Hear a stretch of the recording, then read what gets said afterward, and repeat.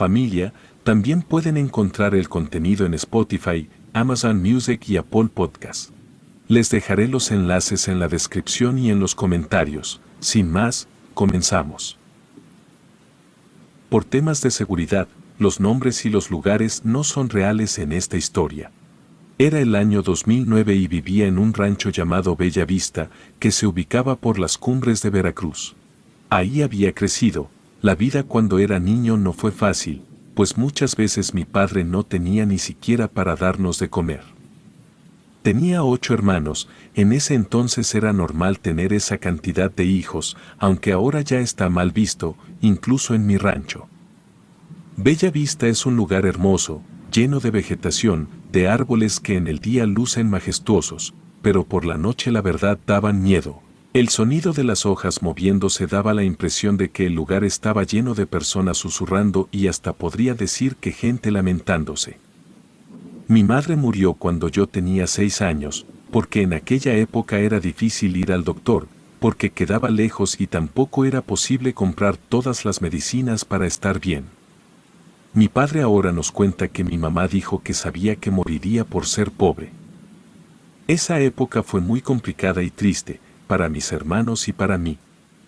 Tenía 6 hermanos hombres y 2 hermanas mujeres.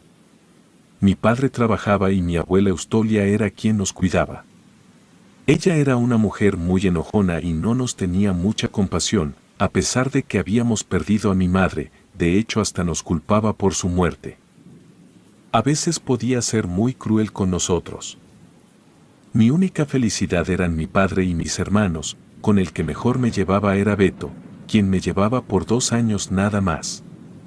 La mayor parte del tiempo salíamos a jugar solo él y yo, pero cuando mi abuela se iba a comprar huevos con la vecina, aprovechábamos para jugar todos juntos, bueno, solo los hombres, porque las niñas jugaban aparte.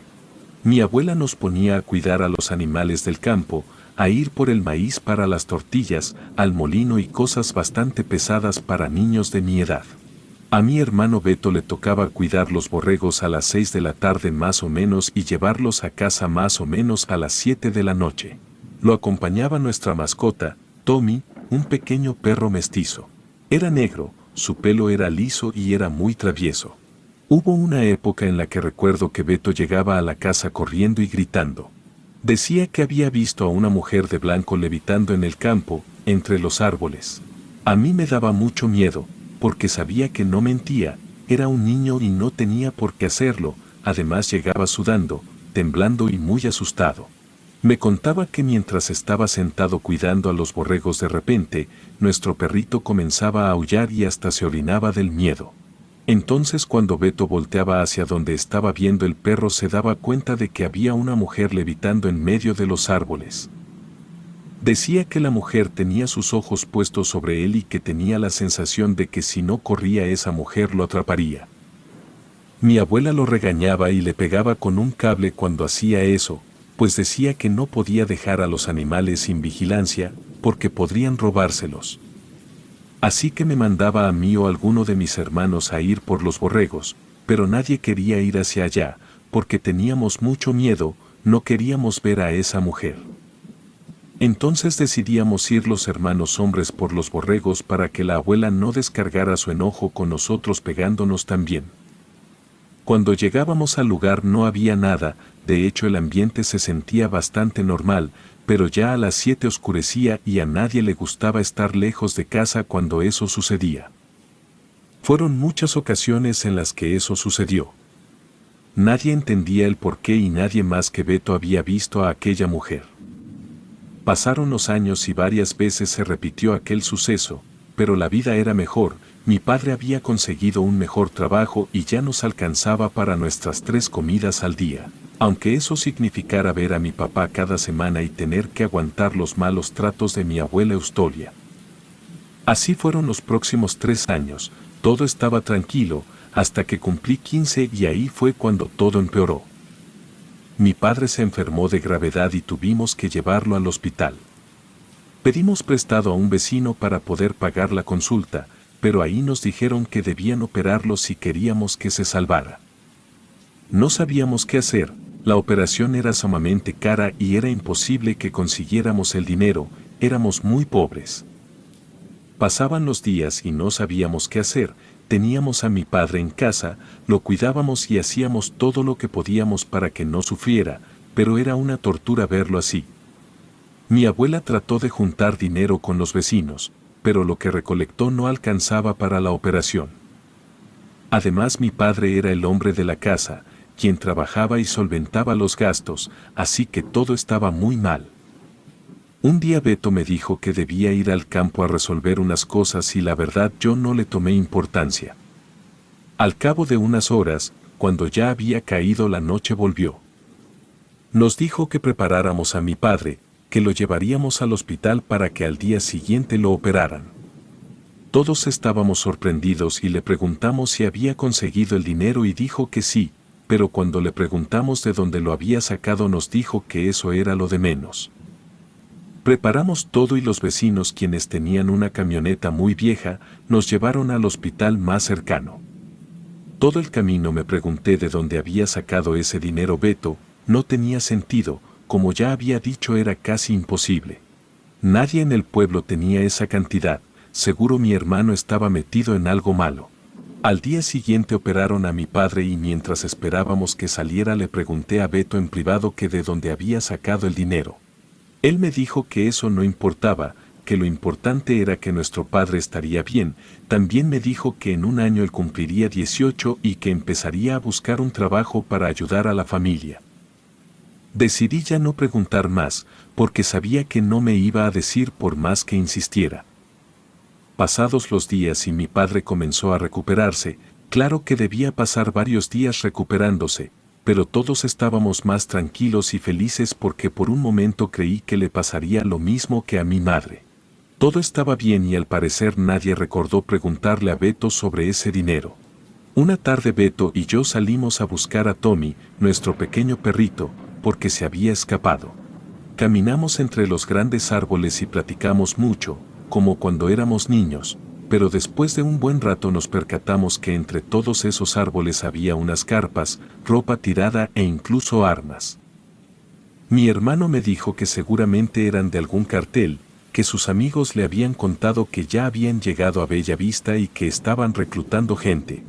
Yo me asusté y le dije que nos fuéramos de ahí.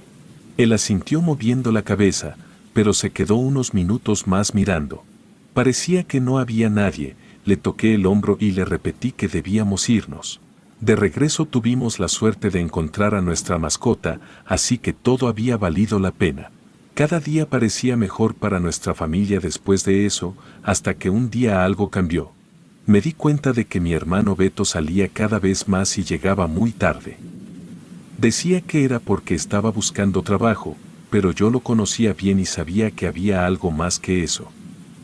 Una noche, mientras esperaba a Beto me quedé dormido y en mis sueños lo vi, estaba frente a frente con esa mujer que describía, la que veía cuando iba a cuidar a los borregos. Yo nunca la había visto, pero algo en mi sueño me decía que era ella.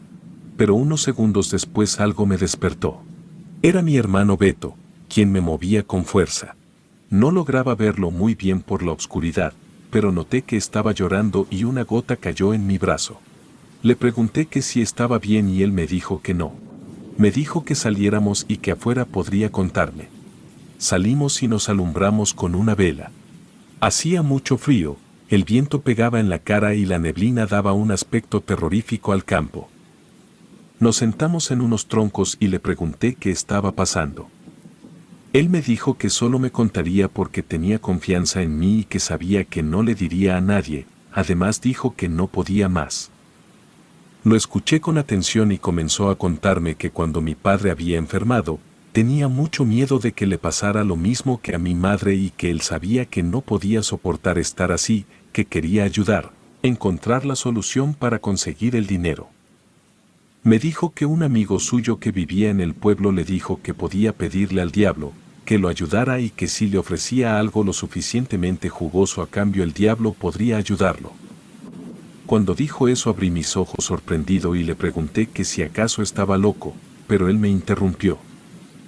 Me dijo que como no tenía otra opción le hizo caso a su amigo y una noche pidió al diablo varias veces que lo ayudara, hasta que se quedó dormido y comenzó a soñar con la mujer que le evitaba y que lo atormentaba cuando cuidaba a los borregos.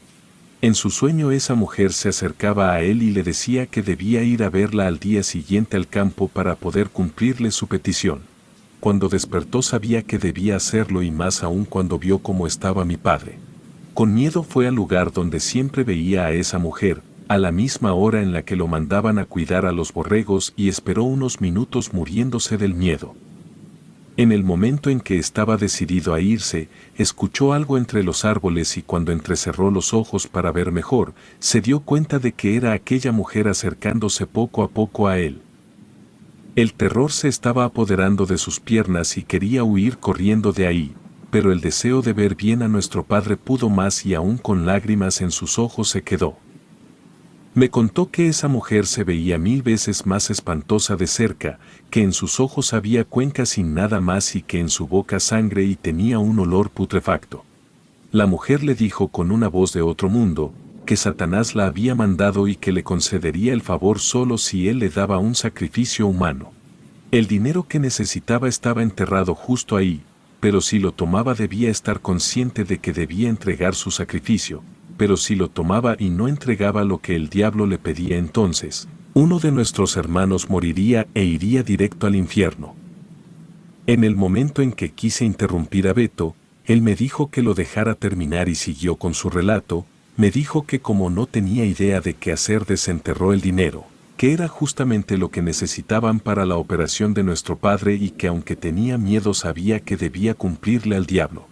No quería que se cobrara solo con alguien de su familia.